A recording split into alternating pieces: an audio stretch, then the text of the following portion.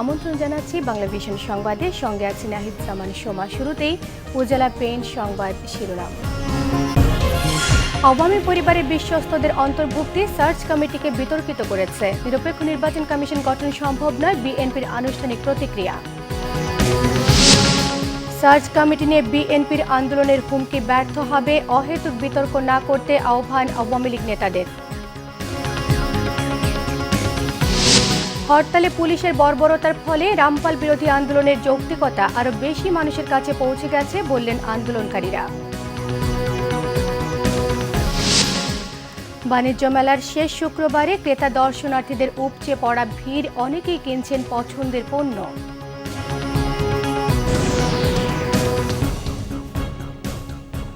শুনছিলেন উপজেলা পেইন্ট সংবাদ শিরোনাম। এগিয়ে চলো কল্পনার রাজ্যে। এবারে বিস্তারিত। বিএনপির মহাসচিব মির্জা ফখরুল ইসলাম আলমগীর বলেছেন, যাদের দিয়ে সার্চ কমিটি করা হয়েছে তাদের দিয়ে নিরপেক্ষ নির্বাচন কমিশন গঠিত হবে তা কেউ বিশ্বাস করে না। সার্চ কমিটির সদস্যদের নির্দলীয় কিংবা নিরপেক্ষ বিবেচনা করার কোনোই অবকাশ নেই। তিনি বলেছেন, আওয়ামী পরিবারের বিশ্বস্ত সদস্যদের অন্তর্ভুক্তি সার্চ কমিটিকে বিতর্কিত করেছে। রকিবউদ্দিনের মতো অযোগ্য, মেরুদণ্ডহীন এবং বিতর্কিতদের নিয়োগ দিতে আগেরবারের সার্চ কমিটির প্রধানকে এবারও প্রধান করা হয়েছে। সার্চ কমিটির বিষয়ে নিজেদের অবস্থান তুলে ধরতেই নয়াপল্টনে কেন্দ্রীয় কার্যালয়ে বিএনপির সংবাদ সম্মেলন। এতে দলের মহাসচিব মির্জা ফখরুল ইসলাম আলমগীর বলেন, বেগম জিয়ার 13 দফা প্রস্তাবে বলা ছিল বিচারপতি, সচিব, শিক্ষাবিদদেরকেও অবসর গ্রহণের পর কোনো লাভজনক পদে নিযুক্ত হলে তিনি সার্চ কমিটির সদস্য হতে পারবেন না। অথচ আপিল বিভাগ ও হাইকোর্ট বিভাগের বিচারপতি, সরকারি দলের সাথে যুক্ত নারী শিক্ষককে সার্চ কমিটির সদস্য করা হয়েছে। দেশনেত্রী বেগম খালেদা জিয়া অন্যান্য রাজনৈতিক দলের সঙ্গে পক্ষ থেকে প্রস্তাব করা হয়েছিল, তা সম্পূর্ণভাবে অগ্রাহ্য করা হয়েছে। কমিটির প্রধান হিসাবে আপিল বিভাগের যে মাননীয় বিচারপতিকে নিয়োগ করা হয়েছে, তিনি গত 2012 সালের গঠিত সার্চ কমিটিরও প্রধান ছিলেন। যে কমিটির প্রস্তাবক্রমে রকিবউদ্দিন কমিশনের মতো একটি অযোগ্য, অনুগত, মেরুদণ্ডহীন ও বিতর্কিত কমিশন নিযুক্ত হয়, সেই কমিটির প্রধানকেই নতুন সার্চ কমিটিতে প্রদান করার অর্থ হল সরকার রকিবউদ্দিন কমিশনের মতোই আরেকটি অনুগত ও অযোগ্য নির্বাচন কমিশন নিয়োগ করতে চায়। মির্জা ফখরুল বলেন, জনগণ আশা করেছিল নির্দলীয়, নিরপেক্ষ এবং কোনোভাবেই বিতর্কিত নন এমন ব্যক্তিদের সার্চ কমিটিতে নিয়োগ দেওয়া হবে। ঘোষিত সার্চ কমিটি জনগণের সে প্রত্যাশা পূরণে ব্যর্থ হয়েছে। সরকারের এমন আচরণের তীব্র নিন্দা ও প্রতিবাদ জানান তিনি। আওয়ামী পরিবারের বিশ্বস্ত সদস্যদের অন্তর্ভুক্তি সার্চ কমিটিকে বিতর্কিতই করা হয়েছে। এমন সব ব্যক্তিদের সমন্বয়ে গঠিত সার্চ কমিটিকে নির্দলীয় কিংবা নিরপেক্ষ বিবেচনা করার কোনোই অবকাশ নেই। যাদেরকে সার্চ কমিটির সদস্য নিযুক্ত করা হয়েছে, এদের দ্বারা কোনো নিরপেক্ষ সার্চ ইলেকশন কমিশন গঠন হবে, এটা কেউ বিশ্বাস করতে পারবে? Jahangir Akand, Bangla vision, Dhaka. Search committee নিয়ে বিএনপির আন্দোলন ব্যর্থ হবে বলেছেন আওয়ামী লীগের সাধারণ সম্পাদক ওবায়দুল কাদের। আর সার্চ কমিটি নিয়ে বিএনপিকে অহেতুক কথা চালাচালি করে মানুষকে বিভ্রান্ত না করার আহ্বান জানিয়েছেন দলের যুগ্ম সাধারণ সম্পাদক মাহবুবুল আলম হানিফ। সার্চ কমিটির সবাই যোগ্য, তাই কমিটি এবং রাষ্ট্রপতির উপর আস্থা রাখার পরামর্শ দিয়েছেন মির্জা ফখরুল। সিরাজগঞ্জের কড্ডার মোড়ে পথসভায় আওয়ামী লীগের সাধারণ সম্পাদক ওবায়দুল কাদের বলেন, বিএনপি কি বলে তা নিয়ে ভাববার সময় এখন সরকারের নেই, কারণ তারা অগোছালো নালিশ পার্টিতে পরিণত হয়েছে। আবারও জ্বালাও পোড়াও করলে এবারও জনগণ তাদের প্রত্যাখ্যান করবে বলে মন্তব্য করেন তিনি। 8 বছর ধরে শুধু আন্দোলনের ডাক, গণ আন্দোলন হবে। সার্চ কমিটি ঠিক মতো না হলে আন্দোলন হবে, ইলেকশন কমিশন ঠিক মতো না হলে আন্দোলন হবে। কবে হবে আন্দোলন? এই বছর না, ওই বছর। আন্দোলন হবে কোন বছর?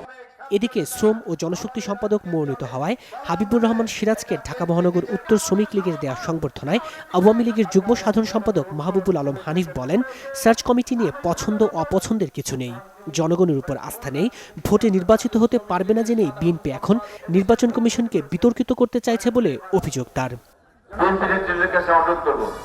আপনারা অনেক এই নির্বাচন কমিশন নিয়ে কথা চালাচালি করে বিভ্রান্ত হয়ে আপনার করার চেষ্টা করেন না। সার্চ কমিটি গঠন করেছেন মহামান্য রাষ্ট্রপতি। সার্চ কমিটির যারা আছেন পক্ষ থেকে যোগ্য ব্যক্তি এবং তাদের উপরে আস্থা রাখুন, তাদের উপরে দায়িত্ব আছে। আগামী 10 দিনের মধ্যে তারা একটি তালিকা তৈরি করে দেবেন। আপনার মহামান্য রাষ্ট্রপতির আস্থা রাখুন। আজিজ মার্কা আজ্ঞাবহ নির্বাচন কমিশন আওয়ামী লীগের দরকার নেই, জনগণের আস্থায় যথেষ্ট বলেও মন্তব্য করেন মাহবুবুল আলম হানিফ। সাংগঠনিক সম্পাদক তাইমুর রশিদ, বাংলা ভিশন, ঢাকা। সার্চ কমিটির সদস্যদের সততা দক্ষতা নিয়ে প্রশ্ন না তুললেও সরকারি চাকরিতে থেকে কতটা নিরপেক্ষ এবং সুষ্ঠু নির্বাচন কমিশন গঠন করা সম্ভব হবে তা নিয়ে সন্দিহান বিশিষ্টজনেরা।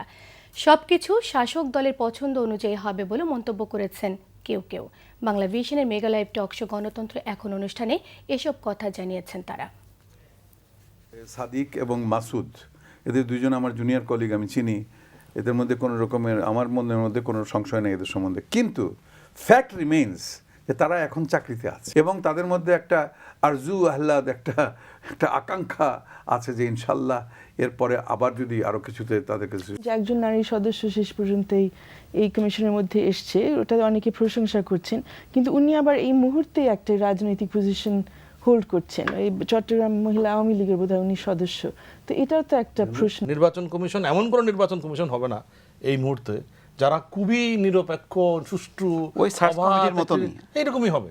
আলটিমেটলি শাসক দলের পছন্দ অনুযায়ী হবে। আমার কিন্তু এই ব্যাপারে কোনো ছিল না, আমি আগেও বলছি, এটা হওয়ার কয়েকদিন আগে থেকে বলছি, দেখেন যতই বলুক তারা তাদের সুবিধা অনুযায়ী করবে, তারা নিজেদের অসুবিধা নিজেরা ডাকবে না। সরকারের হুমকি ধামকি এবং পুলিশি নির্যাতনের পরও রামপাল বিরোধী আন্দোলনের কর্মীদের মনোবল এতটুকু ভেঙে যায়নি বলে মনে করছেন তেল, গ্যাস, বিদ্যুৎ ও বন্দর রক্ষা জাতীয় কমিটির। তারা বলছেন বুধবারের হরতালে পুলিশের বর্বরতার কারণে এই আন্দোলনের যৌক্তিকতা আরও বেশি মানুষের কাছে পৌঁছে গেছে।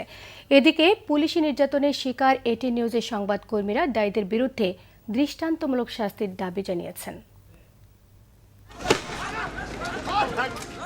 রামপালে কয়লা ভিত্তিক বিদ্যুৎ কেন্দ্র নির্মাণের প্রতিবাদে হরতালের ছবি এটি। তেল, গ্যাস, বিদ্যুৎ, বন্দর ও জাতীয় সম্পদ রক্ষা জাতীয় কমিটির ঢাকা কর্মসূচিটি শান্তিপূর্ণ হলেও পুলিশের হঠকারিতায় যা রূপ নেয় বর্বরতায়। ওই হামলায় মারাত্মক আহত হন তেল গ্যাস কমিটির কর্মী মিজানুর রহমান। ব্যথায় কাতর হলেও মিজানুর বলেন, পুলিশি নির্মমতায় আরও বেশি মানুষের দৃষ্টি কেড়েছে তাদের কর্মসূচি। আমরা যারা যে কদিন ছিলাম এখানে ছাত্র তরুণের সাথে আমরা যে ছিলাম, আমরা তাদের ভূমিকা দেখে আমিও একজন খুব অনুপ্রাণিত, যেটা মনোবল ভাঙে নেই, বরঞ্চ মনোবল আরও চাঙ্গা হয়েছে। আর কমিটির সদস্য সচিব আনু মোহাম্মদ বলেন, কর্মসূচিতে বাধা দেওয়ার মাধ্যমে প্রমাণ হয়েছে রামপালে বিদ্যুৎ কেন্দ্র নির্মাণের পক্ষে সরকারের কোনো যুক্তিই নেই। এটার পেছনে দেশের কিছু স্বার্থ গোষ্ঠী আছে, সামান্য কিছু ভারতের বিভিন্ন কর্পোরেট ইন্টারেস্ট যেটাকে বলে বাণিজ্যিক স্বার্থ, সেই বাণিজ্যিক স্বার্থ আছে। এই দুটো মিলে এই জনগণের যে কোনো ধরনের একটু এই বিষয়ে প্রতিবাদ করতে গেলেই সরকারের একটা ভয়ঙ্কর ক্ষিপ্ত চেহারা আমরা দেখতে পাচ্ছি। প্রত্যেকটা সময় এই ধরনের হামলা, হুমকি এ সমস্ত করে এটা প্রমাণিত হচ্ছে যে এই প্রকল্পটা আসলেই বাংলাদেশের জন্য ভয়ঙ্কর, নইলে সরকারের এত আতঙ্কিত হওয়ার কিছু ছিল না। এদিকে ওই কর্মসূচিতে পুলিশি বর্বরতার হাত থেকে রেহাই পাননি কর্তব্যরত সংবাদকর্মীও। হামলায় আহত এক সংবাদকর্মী জানিয়েছেন, অপেশাদারিত বটেই পুলিশের এ হামলা ছাড়িয়ে গেছে অমানবিকতাকেও। যে সাংবাদিক মনে করেই একজন ভিডিও জার্নালিস্ট, আমার হাতে ক্যামেরা ছিল, সেটা দেখেই তারা মারছে। আর এখানে অবৈধ কোনো ছবিও আমি নিতে যাই নাই। আমার স্পটে যে ঘটনা, সেই ঘটনার ছবিটাই আমি তুলতে গেছি। সেখানে তারা আমাকে এভাবে বেধড়কভাবে মারধর করার কোনো মানেই হয় না, এবং এটা কেন করছে এটা আসলে তারাই ভালো জানে, এবং এই উত্তরটা তারাই ভালো দিতে পারবে, এবং এটার দৃষ্টান্তমূলক শাস্তি হোক।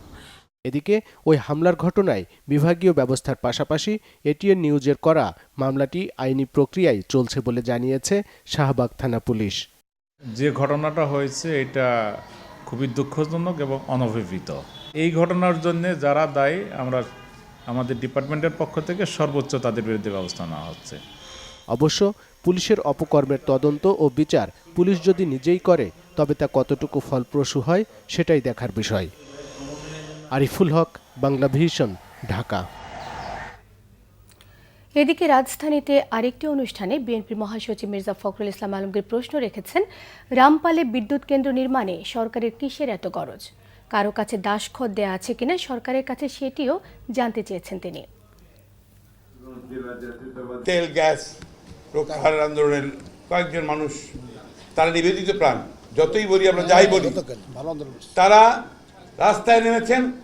বৃদ্ধ মানুষকে পুলিশ পাঠাচ্ছে, একজন সাংবাদিক ভাইকে নির্মমভাবে প্রহার করেছে, সেটাকেও এই সরকার সহ্য করতে পারে না।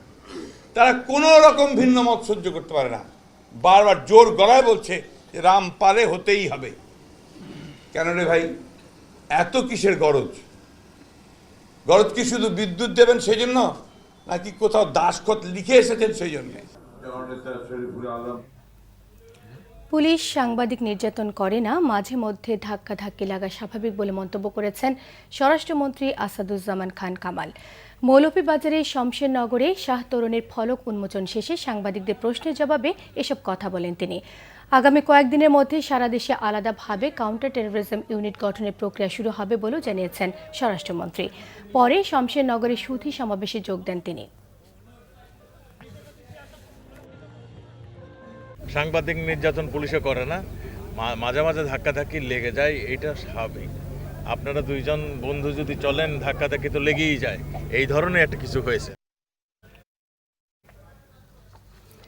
সরকারি ছুটির দিনে ক্রেতা দর্শনার্থীদের উপচে পড়া ভিড়ে জমজমাট মাসব্যাপী ঢাকা আন্তর্জাতিক বাণিজ্য মেলার শেষ শুক্রবারের দিনটি। বিজয় সরণি থেকে শেওড়াপাড়া পর্যন্ত নিয়ন্ত্রণ করা হয়েছে যান চলাচল। চারিদিক থেকে জনস্রোত এসে মিলছে বাণিজ্য মেলা প্রাঙ্গণে। শেষ দিকে এসে অধিকাংশ দর্শনার্থী কিনে নিচ্ছেন তাদের পছন্দের পণ্যগুলো, আর প্রতিটি স্টলে ক্রেতারা পাচ্ছেন বিশেষ মূল্য ছাড়। মহাসড়কের যানবাহনগুলো থেমে আছে ঘন্টার পর ঘন্টা। রাস্তার দুই পাশ আর গাড়ির ফাঁকফোকর দিয়েই জনস্রোত এসে জনসমুদ্র তৈরি করেছে ঢাকা আন্তর্জাতিক বাণিজ্য মেলা প্রাঙ্গণ। আন্তর্জাতিক বাণিজ্য মেলা মানেই যেন উৎসব, তাই পরিবার বন্ধু বান্ধব নিয়ে ছুটে এসেছেন শেষ মুহূর্তের কেনাকাটায়। আর দিনটি শুক্রবার ছুটির দিন হওয়ায় এর মাত্রা ছাড়িয়ে গেছে প্রত্যাশার বাইরে। মানুষের ঢল যেন সামলাতে হিমশিম খাচ্ছেন স্বেচ্ছাসেবকরাও। মেলার প্রত্যেকটি স্টলেই পণ্য বিক্রি হচ্ছে আখিরি অফার নামের বিশেষ ছাড়ে, তাই ক্রেতারাও হাতছাড়া করতে চান না এই সুযোগ। মেলাতে এত ভিড়, এনজয়টা একটু কমে গেছে এত ভিড় দেখে, বাট ওভারঅল ভালোই লাগছে। এত মানুষ চিন্তা করিনি, আসার পর ভালো লাগছে, অনেক মজা লাগছে। আজকে ছুটির দিন, সবাই মিলে সুন্দর টাইম পাস হচ্ছে। বিজয় সরণি থেকে পায়ে হেঁটে আসছি। প্রথম দিকে মেলায় অনেকেই আসতেন ঘুরে দেখার জন্য, তবে এখন অধিকাংশই ব্যস্ত কেনাকাটায়। শেষ মুহূর্তে সন্তুষ্ট বিক্রেতারাও। আজকে অন্য দিনের তুলনায় খুবই ভালো, কারণ আজকে আমাদের লাস্ট ফ্রাইডে উপলক্ষে বিশেষ ছাড় দেওয়া হয়েছে প্রত্যেকটা প্রোডাক্টে। আমরা মনে করছি যে গতবারের তুলনায় এবার ভালো হবে। অনেক কিছু কিনেছি, মেলায় এসে খুব ভালো লাগছে। শুধু কেনাকাটার জন্যই নয়, অনেকেই উৎসবমুখর এই মেলায় নিজের উপস্থিতি স্মরণীয় করতে নিজেকে বন্দী করছেন সেলফি ক্যামেরায়। শেষ মুহূর্তে জমজমাট হয়ে উঠেছে দেশের সর্ববৃহৎ ঢাকা আন্তর্জাতিক বাণিজ্য মেলা। মাসব্যাপী এই মেলার শেষ শুক্রবারে সরকারি ছুটির দিন হওয়ায় দর্শনার্থীদের উপচে পড়া ভিড়। তবে মেলার শুরুতে যেই বেচা বিক্রি ছিল, শেষের দিকে সেই বেচা বিক্রি কয়েক গুণ বেড়েছে বলে মনে করছেন এখানকার বিক্রেতারা। মুহিবুল্লাহ মুহিব, বাংলা ভিশন, ঢাকা। নিচে সিবিসি টেল সংবাদ বিরতি, সঙ্গে থাকুন, ফিরে এসে যা থাকবে। ব্রেক্সিট বিলে সমর্থন দিতে দলীয় নেতা নির্দেশের প্রতিবাদে লেবার পার্টির ছায়ামন্ত্রী সভা থেকে পদত্যাগ টিউলিপ সিদ্দিকের। সাবেক অর্থমন্ত্রী শাহ এএমএস কিবরিয়া হত্যাকাণ্ডের 12 বছর আজ, বিচার কার্যক্রম বিলম্ব হওয়ায় স্বজনদের মধ্যে ক্ষোভ এবং সংশয়।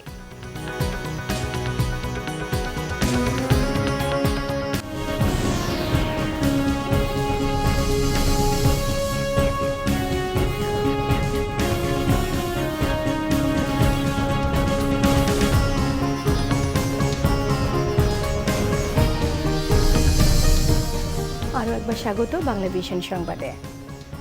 যুক্তরাজ্যের বিরোধী দল লেবার পার্টির ছায়ামন্ত্রী সভা থেকে পদত্যাগ করেছেন প্রধানমন্ত্রী শেখ হাসিনার ভাগ্নি টিউলিপ রিজওয়ানা সিদ্দিক। পার্লামেন্টে উত্থাপিত সরকার ব্রেক্সিট বিলের পক্ষে সমর্থন দিতে দলের নেতা জেরেমি করবিন নির্দেশ দিলে এর বিরোধিতা করে পদত্যাগ করেন তিনি প্রথম কোনো সদস্য যিনি ব্রেক্সিটের বিরোধিতা করে ছায়ামন্ত্রী সভা থেকে পদত্যাগ করলেন। নিজ দল লেবার পার্টির নেতা জেরেমি করবিনকে লেখা পদত্যাগপত্রে টিউলিপ বলেন, পার্লামেন্টে আনা ব্রেক্সিট বিলের পক্ষে ভোট দেয়া তার জন্য বিবেক বহির্ভূত কাজ। গণভোটে তার নির্বাচনী এলাকার ৭৫% মানুষ ব্রেক্সিটের বিপক্ষে রায় দিয়েছিল উল্লেখ করে টিউলিপ বলেন, এই বিলের পক্ষে ভোট দেয়া চরম বিশ্বাসঘাতকতার শামিল। 2015 সালে প্রথমবার এমপি নির্বাচিত হওয়া টিউলিপ শিক্ষা বিষয়ক ছায়া মন্ত্রণালয়ে প্রাক প্রাথমিক শিক্ষার দায়িত্বে ছিলেন। ইউরোপীয় ইউনিয়ন থেকে যুক্তরাজ্যের বের হয়ে যাবার প্রক্রিয়া শুরুর অনুমোদন চেয়ে বৃহস্পতিবার পার্লামেন্টে বিল উত্থাপন করে সরকার।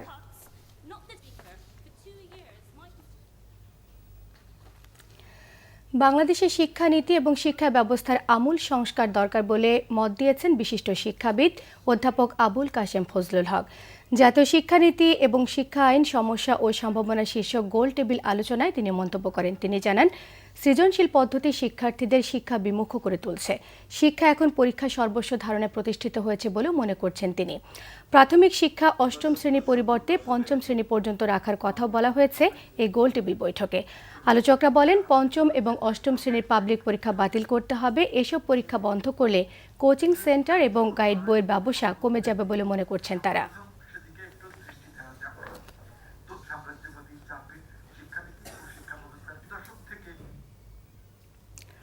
টঙ্গীর ইস্তেমা ময়দানে টিনের ঘর ধসে অর্ধশতাধিক মুসল্লি আহত হয়েছেন। প্রত্যক্ষদর্শীরা জানান, জুমার নামাজের পর হঠাৎ টিনের ছাপড়াটির চাল ধসে যায়। এতে সেখানে অবস্থানরত অর্ধশতাধিক মুসল্লি আহত হন। তাদের উদ্ধার করে টঙ্গী হাসপাতাল এবং বিভিন্ন ক্লিনিকে চিকিৎসা দেওয়া হয়। পুরাতন ঘরটি দীর্ঘদিন সংস্কার না হওয়ায় এই দুর্ঘটনা হয়েছে বলে জানিয়েছেন মুসল্লিরা। ইস্তেমা শেষ হলেও তাবলিগ জামায়াতের মুরব্বীরা সেখানে অবস্থান করছিলেন। ঘটনাস্থল ঘুরে দেখেছেন সংসদ সদস্য জাহিদ আহসান রাসেল। আজ 27 জানুয়ারি সাবেক অর্থমন্ত্রী শাহ এএমএস কিবরিয়া হত্যাকাণ্ডের 12 বছর আজ। দফায় দফায় তদন্তের বেড়াজালে আটকে থাকা নৃশংস এই হত্যাকাণ্ডের বিচার কার্যক্রম বিলম্ব হওয়ায় হতাহতদের স্বজনদের মধ্যে যেমন রয়েছে ক্ষোভ, তেমনই আছে সংশয়ও। দ্রুত বিচার শেষ করার দাবি জানিয়েছেন তাদের স্বজন এবং এলাকাবাসীরা। 2005 সালের 27 জানুয়ারি হবিগঞ্জের বৈদ্যের বাজারে স্থানীয় আওয়ামী লীগের জনসভা শেষে ফিরছিলেন সাবেক অর্থমন্ত্রী শাহ এএমএস কিবরিয়া। পথে দুর্বৃত্তদের গ্রেনেড হামলার শিকার হন তিনি। নিহত হন শাহ এএমএস কিবরিয়া ও তার ভাতিজা শাহ মঞ্জুর হুদা সহ 5 জন এবং আহত হন কমপক্ষে 50 জন। এ ঘটনায় হত্যা ও বিস্ফোরক আইনে 2টি মামলা হয়, কিন্তু দফায় দফায় তদন্তের কারণে বিচার কার্যক্রম ধীর গতিতে চলছে। এই সরকারের কাছে আমাদের দাবি যেন এই বিচারটা অতি শীঘ্রই এবং তাড়াতাড়ি করা হয়। আমার বাবার হত্যাকারী যারা, আমরা তারা বিচার চাই। আমি কিবরিয়া সাহেবের সাথে আহত হয়েছি নিজে, সেখানে বিচার খালি এই করে সেই করে কোনো বিচার কোনো কিছু হয় না। দীর্ঘ 10 বছর পর মামলা দুটির বিচার কার্যক্রম শুরু হয় 2015 সালে, কিন্তু এখন শুধু হত্যা মামলার সাক্ষ্য চলছে সিলেট দ্রুত বিচার আদালতে। সিআইডির সিনিয়র সহকারী পুলিশ সুপার মেহেরুন্নেসা পারুল কয়েক দফা তদন্ত শেষে চতুর্থ সম্পূরক চার্জশিটে সিলেট সিটি মেয়র আরিফুল হক চৌধুরী ও হবিগঞ্জ পৌরসভার মেয়র আলহাজ জি.কে. গৌসকে সম্পৃক্ত করে পুনরায় আদালতে চার্জশিট দেন। দীর্ঘ 2 বছর কারাভোগের পর গত 4 জানুয়ারি আরিফুল হক চৌধুরী ও জি.কে. গৌস উচ্চ আদালত থেকে জামিনে মুক্তি পান। এর আগে ওই মামলায় সাবেক স্বরাষ্ট্র প্রতিমন্ত্রী লুৎফুজ্জামান বাবর, খালেদা জিয়ার সাবেক রাজনৈতিক সচিব হারিস চৌধুরী, হরকাতুল জিহাদ নেতা মুফতি হান্নান সহ 32 জনের বিরুদ্ধে 2টি মামলারই চার্জশিট দেওয়া হয়। মুফতি হান্নান নিজেই বলেছেন, বাবরের বাসায় হারিস চৌধুরী, আরিফ এবং গৌস সহ তারা বৈঠক করেছিল। সিলেট বিভাগের আওয়ামী লীগের জনপ্রিয় নেতাদেরকে হত্যার দায়িত্ব তারা কিন্তু সেই সিলেটের নেতাদের উপর ন্যস্ত করেছিল। এর মধ্যেই কারো কারো মনে দ্বিধা দ্বন্দ্ব শঙ্কা থাকতেই পারে, যারা নিহত হয়েছে যে পরিবার গুণা, সেই পরিবারের মধ্যে দ্বিধা দ্বন্দ্ব থাকতে পারে যে দেরি হচ্ছে। আমার বিশ্বাস, আমি মামলার বাদী হিসাবে বাংলাদেশের মাটিতে জঘন্য রকমের অপরাধ করে কেউ তাদের দায় মুক্তি পাবে না। বর্তমানে হত্যা মামলায় 10 জন জামিনে ও 8 জন পলাতক রয়েছে। আর বিস্ফোরক মামলাটি এখন হবিগঞ্জ দায়রা জজ ও বিশেষ ট্রাইব্যুনাল 1 আদালতে থাকার পর সিলেটে পাঠানো হয়, কিন্তু যথাযথভাবে মামলাটি না পাঠানোয় তা ফেরত আসে হবিগঞ্জ জেলা জজ আদালতে। Bangla vision news desk. আবারও নিচ্ছি সিবিসি টেল সংবাদ বিরতির সঙ্গে থাকুন, ফিরে এসে যা থাকবে। মেক্সিকোর পণ্যে শুল্ক আরোপ হলে মার্কিন গ্রাহকরা বিপাকে পড়বে, ট্রাম্পের পরিকল্পনার প্রেক্ষিতে হুঁশিয়ারি মেক্সিকোর। ঢাকায় শুরু হলো ইসলামিক সলিডারিটি আর্চারি, প্রথম দিনে প্রত্যাশিত পারফরম্যান্স বাংলাদেশের।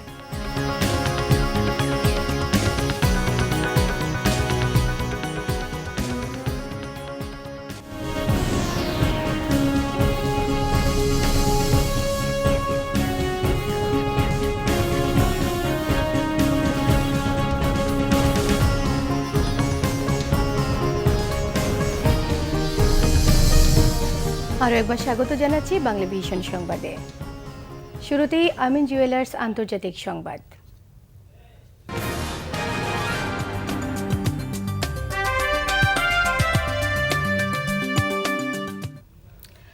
ট্রাম্পের পরিকল্পনা অনুযায়ী মেক্সিকোর পণ্যে 20% শুল্ক আরোপ হলে পণ্যমূল্য বৃদ্ধিতে মার্কিন গ্রাহকরাই বিপাকে পড়বে বলে হুঁশিয়ারি দিয়েছে মেক্সিকো।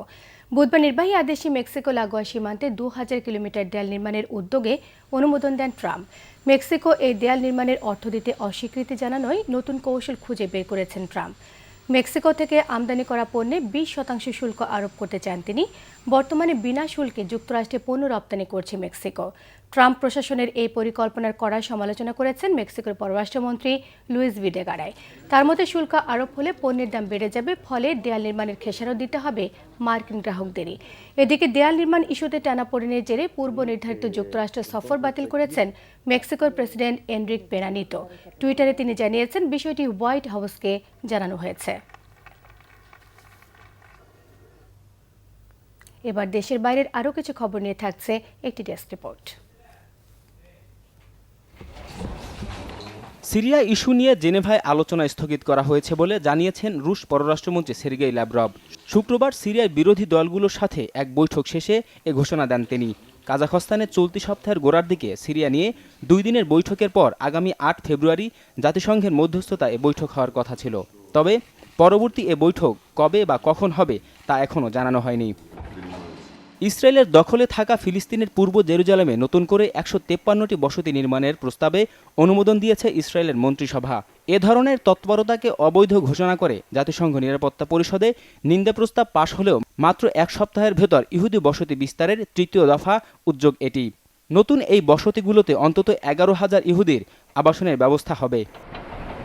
এদিকে দুর্নীতির কিছু অভিযোগ তদন্তে ইসরায়েলের প্রধানমন্ত্রী বেনিয়ামিন নেতানিয়াহুকে জিজ্ঞাসাবাদ করছে police.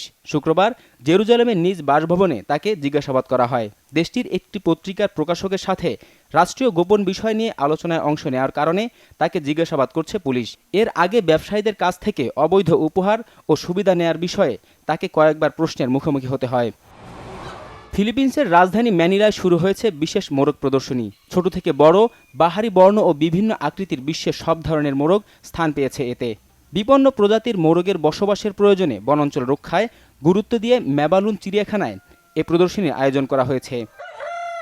Mahmudul Hasan, Bangla vision news desk. সংবাদ শেষ করব উজালা পেন সংবাদ শিরোনামগুলো আরও একবার জানিয়ে। আওয়ামী পরিবারের বিশ্বস্তদের অন্তর্ভুক্তি সার্চ কমিটিকে বিতর্কিত করেছে। নিরপেক্ষ নির্বাচন কমিশন গঠন সম্ভব নয়, বিএনপির আনুষ্ঠানিক প্রতিক্রিয়া। সার্চ কমিটি নিয়ে বিএনপির আন্দোলনের হুমকি ব্যর্থ হবে, অহেতুক বিতর্ক না করতে আহ্বান আওয়ামী লীগ নেতাদের। হরতালে পুলিশের বর্বরতার কারণে রামপাল বিরোধী আন্দোলনের যৌক্তিকতা আরও বেশি মানুষের কাছে পৌঁছে গেছে বললেন আন্দোলনকারীরা। বাণিজ্য মেলার শেষ শুক্রবারে ক্রেতা দর্শনার্থীদের উপচে পড়া ভিড়, অনেকেই কিনছেন পছন্দের পণ্য।